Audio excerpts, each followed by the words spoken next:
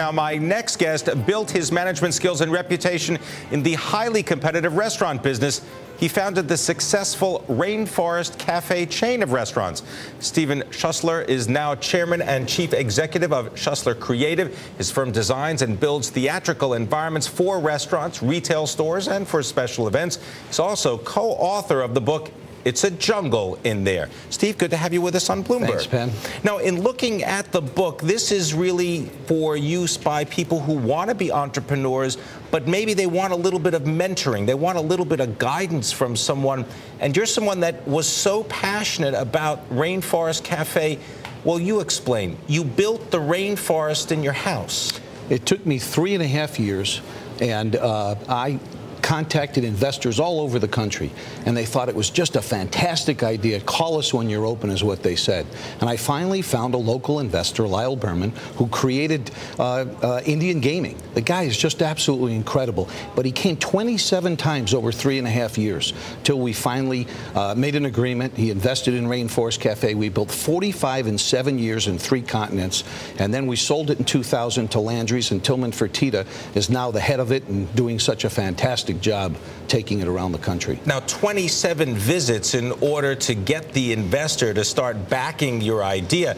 That takes perseverance. A lot of perseverance. And I talk about that in the book. I talk about the 5 Ps and how important that is not to give up. And I try to inspire other entrepreneurs. There's so many people out there right now, especially with the economy the way it is, looking for their next thing. What do they do with their great idea? Disney likes to say imagination is king. So it's really important that you follow your dreams and that you follow through with it. Persistence is really important. There's so many times I could have given up. 27 times, 3.5 years. There's many nights I went to bed crying, saying to myself, oh my God, am I crazy? I've got 27 tropical birds, 2 tortoises living in my house, 30-foot waterfalls, mists, waterfalls. But the bottom line is I woke up every day and I said I never had a bad day, and I went for it. Now, how did you maintain the discipline to persevere in the face of all of the people who said, call me when it's going to happen. I'll worry about it when you open your first restaurant. Show me the proof of concept. Well, first of all, it's passion. Passion and ambition. You can't have passion and then not have ambition and take it to the next place. And perseverance, persistence is really important. You need all of those qualities in order to make something like that happen, especially since it's so crazy. How many people build a tropical rainforest in their home?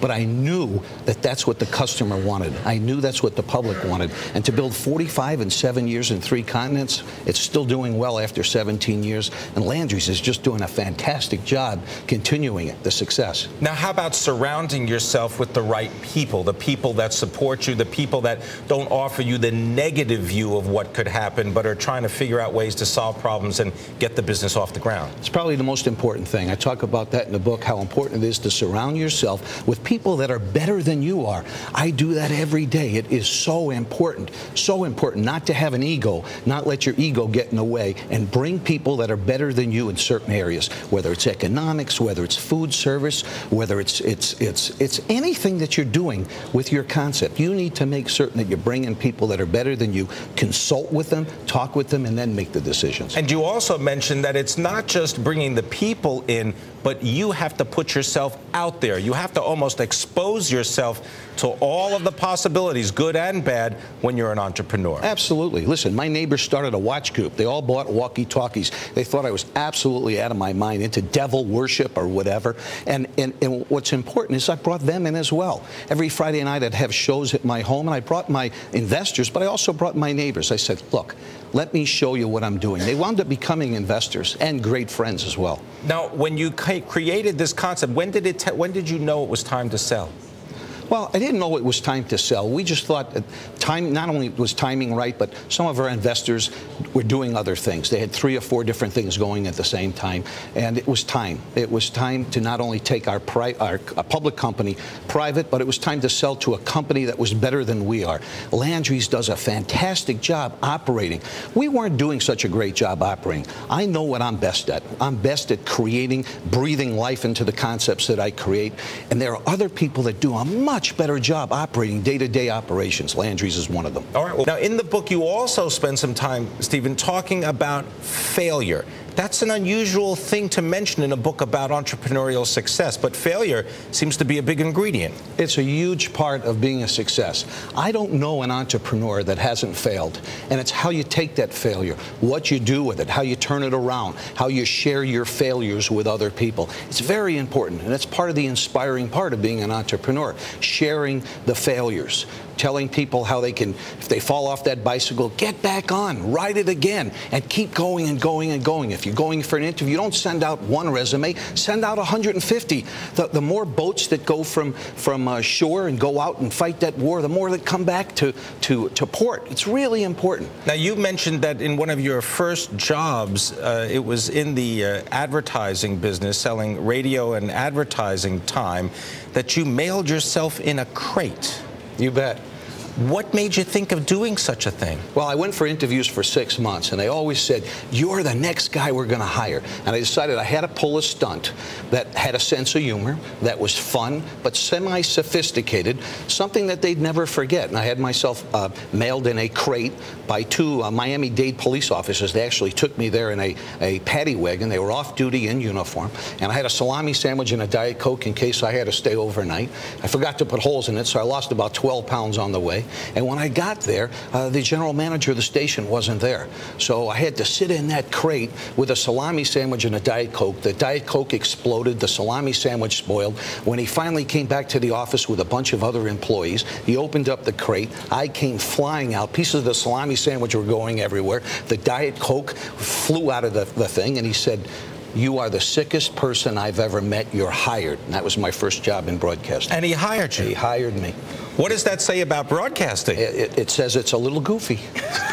So when you look at your experience in being an entrepreneur, you mentioned philanthropy as part of the picture. It's not something that happens just after you are successful. You say it's got to be current with your entrepreneurial instincts. Why? That and volunteerism. It's so important. We give 100% of the author's profits to Smile Network International, which is a Minnesota-based agency. And it's phenomenal to fix cleft palates and cleft lips of children and underprivileged adults in third world countries. To give something back for $500, you can fix a kid's face forever. That's incredible. Why not share that inspiration with other entrepreneurs and aspiring entrepreneurs and share with them how important it is to give back along the way? Now, what about entrepreneurs who say, you know what, I don't have a business yet that's successful. I can't afford to give anything back.